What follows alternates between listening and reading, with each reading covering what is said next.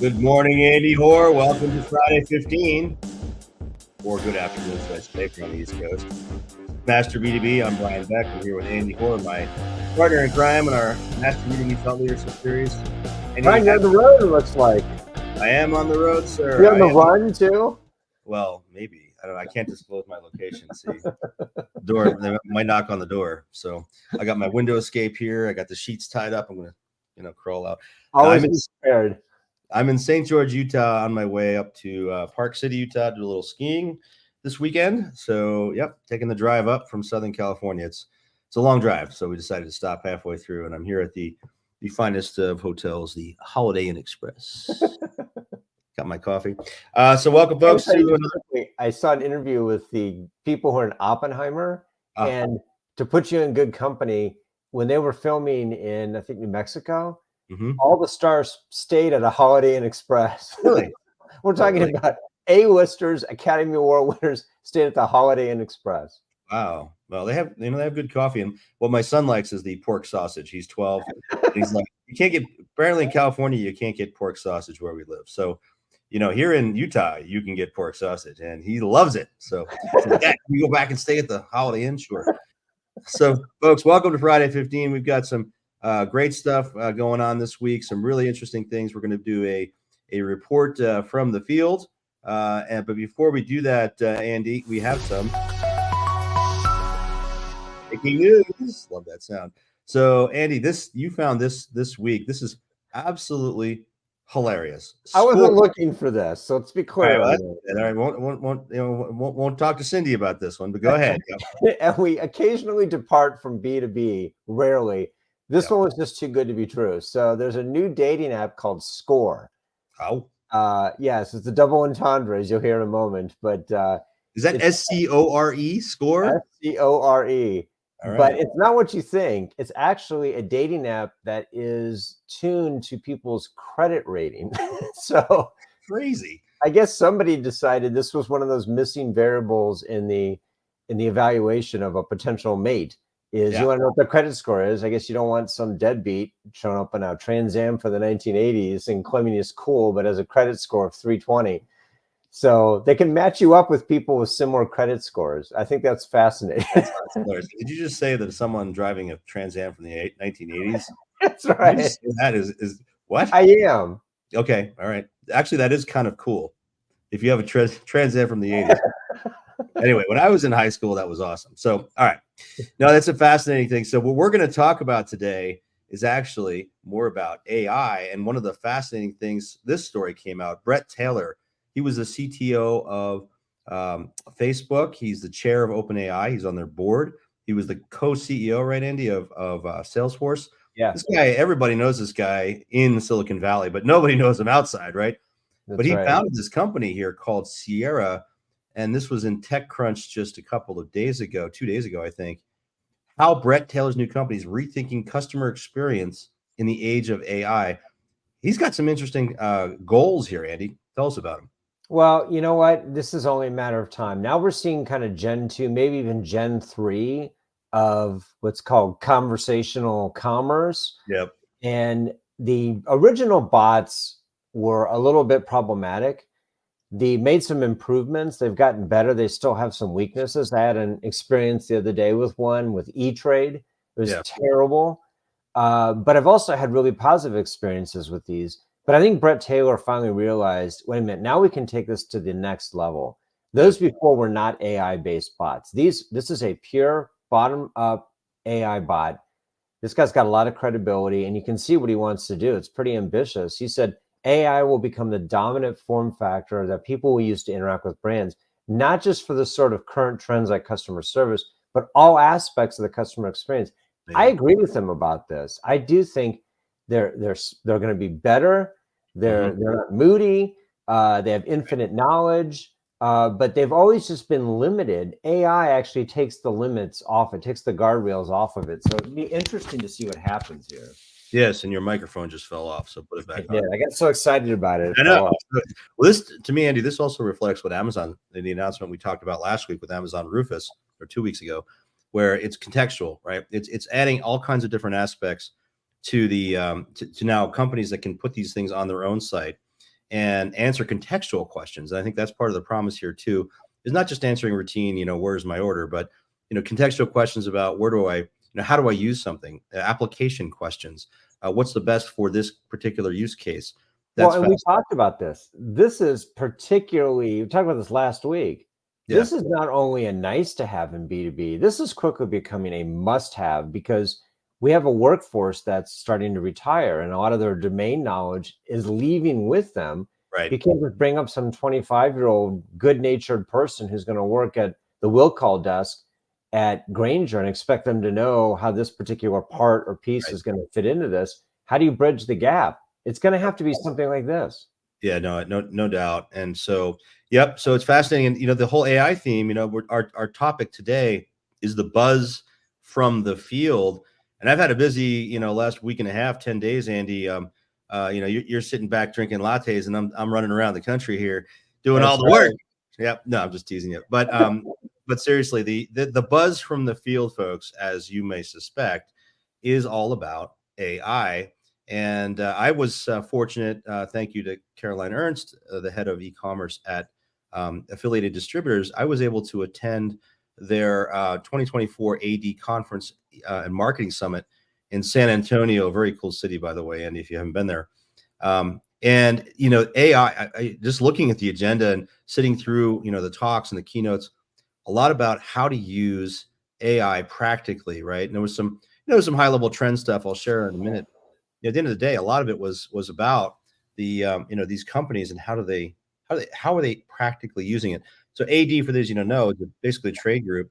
It's not an industry association. They're really a buying group, but they've introduced all these sort of groups within it. So they electrical, plumbing, different categories, HVAC, and they bring people together. And they started this e-commerce division, I want to say maybe 10 or 15 years ago, and it's really about enabling their distribution members with tools, right, for e-commerce, for data management, for PIM, things like that. So you'll see a lot of the PIM companies, e-com platforms at their conference. But Andy, it was really about AI. This conference, there were probably, I don't know, several thousand people were there, and some of the use cases, you'll find these interesting. I won't go through every one. For those of you who are listening on our podcast, I have a list here, a couple of different use cases that I'm sharing that companies talked about in their panels.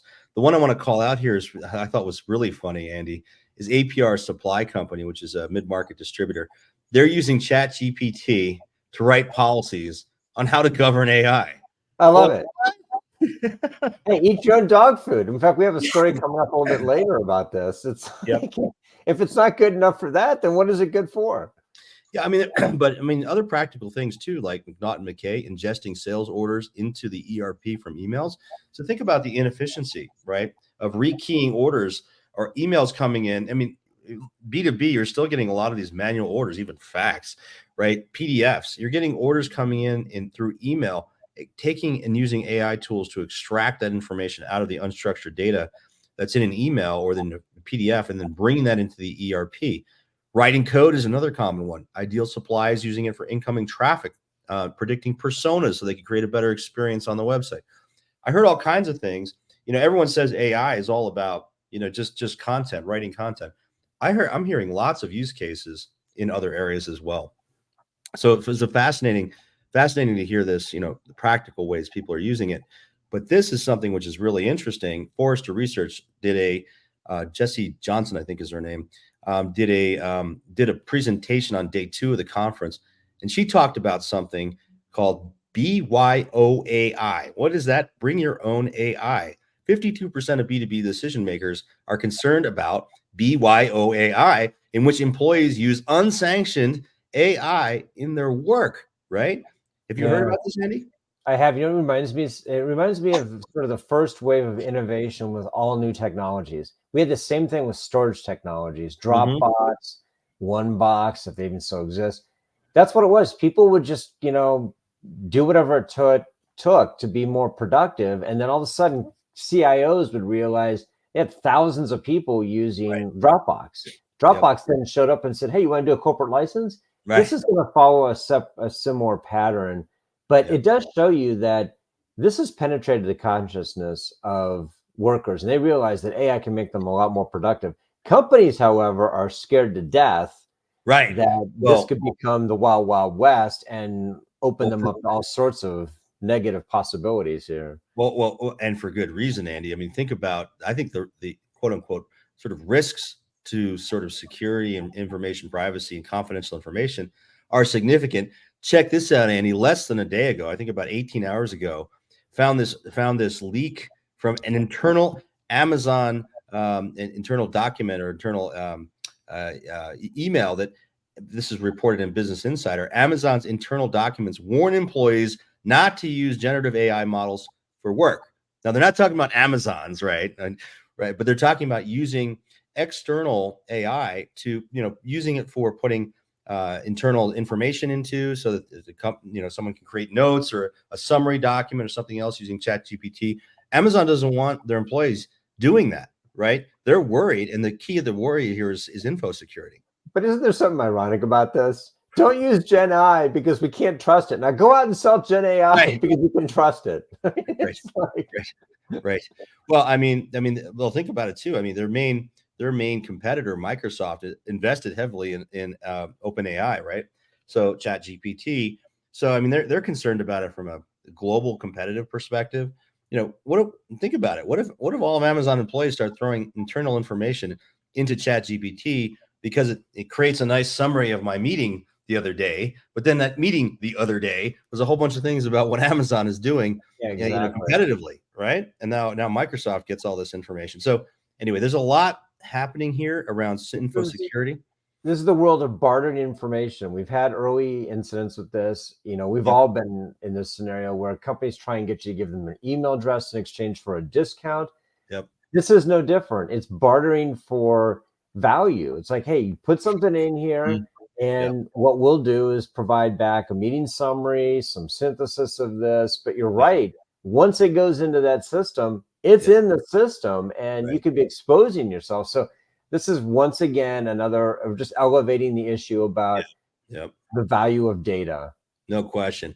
And I also heard the Forrester person say something else interesting at AD.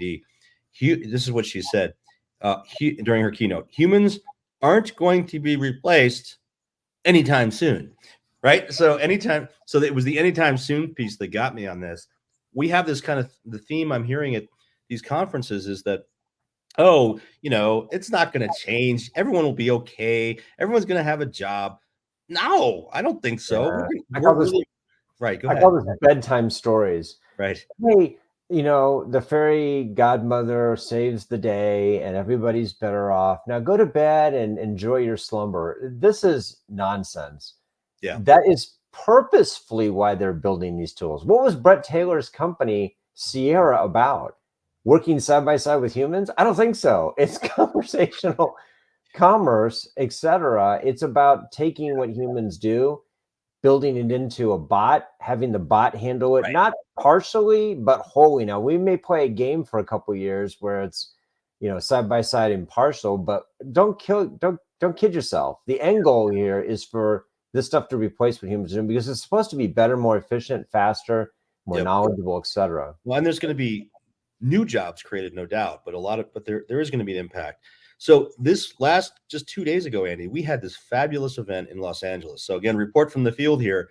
We were at the 51st floor of the City National Bank Tower at the City Club LA. We had almost 40 executives from the LA area. We got together. We had a very robust conversation, guess about what, Andy? AI. We had really was the who's who of the LA area. We even had a couple people fly in from out of town for it. It was a great event, followed by dinner, cocktails. But in terms of what we shared and what we talked about, again, I heard a lot of practical use cases and how it's being used. A number of different things here. The standard. A lot of folks talking about using it for content creation. There were two that were really interesting that came out. One is scanning thousands of customer service call recordings for sentiment analysis. Naresh Yeah. at Axis was talking about how they're doing this for some of their clients, to really understand and also improve the actual care quality.